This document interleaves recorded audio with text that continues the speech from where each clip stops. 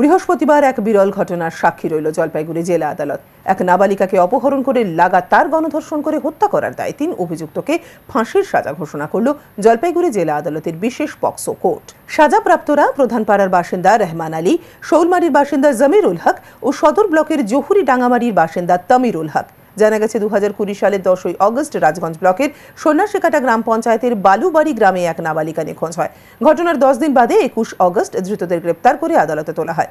ঘটনার তদন্তে নেমে পুলিশ জানতে পারে নাবালিকাকে ফোন করে ডেকে এনে অপহরণ করা হয়েছিল। এরপর প্রায় 10 দিন আটকে রেখে লাগাতার 3 অভিযুক্ত নাবালিকাকে ধর্ষণ করে তারপর প্রমাণ লোপাটের উদ্দেশ্যে মৃতদেহ সেফটি ট্যাঙ্কে ফেলে দেয়।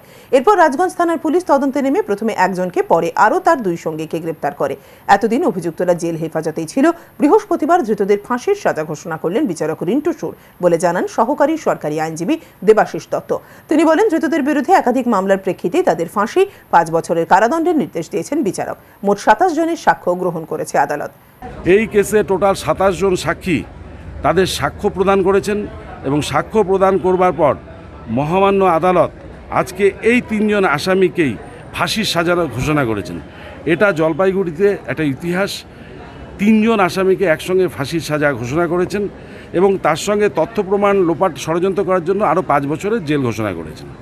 এটা বিরল থেকে বিরলতম ঘটনা, কারণ একটি 16 বছরের নাবালিকা মেয়ে যে 10ম শ্রেণীতে পড়াশোনা করতো একটি মাদ্রাসা স্কুলে, তাকে অপহরণ করে নিয়ে যাওয়া, তাকে বারংবার 3 জন মিলে ধর্ষণ করা এবং তাকে হত্যা করে তথ্য প্রমাণ লোপাট করার জন্য পায়খানা সেপটিক ট্যাঙ্কের মধ্যে তার বডিটাকে ফেলে দেওয়া, এটা হচ্ছে একটা বিরলতম ঘটনা এবং 3 জনকেই আজকে মহামান্য আদালত ফাঁসির সাজা ঘোষণা করে। এটা বিশেষ পক্সো আদালতের বিচারপতি মাননীয় রিন্টু সুরের আদালতে এটা।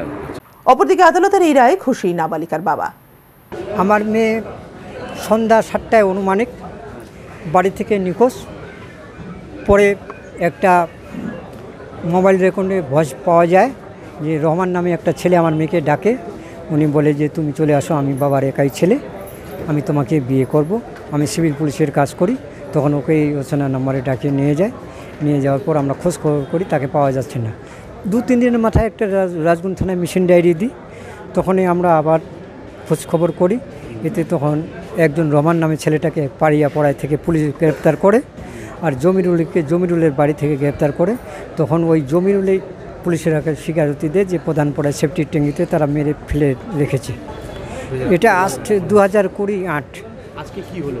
আজকে ওদের ফাঁসির সাজা হলো। কতজন? 3 জনের।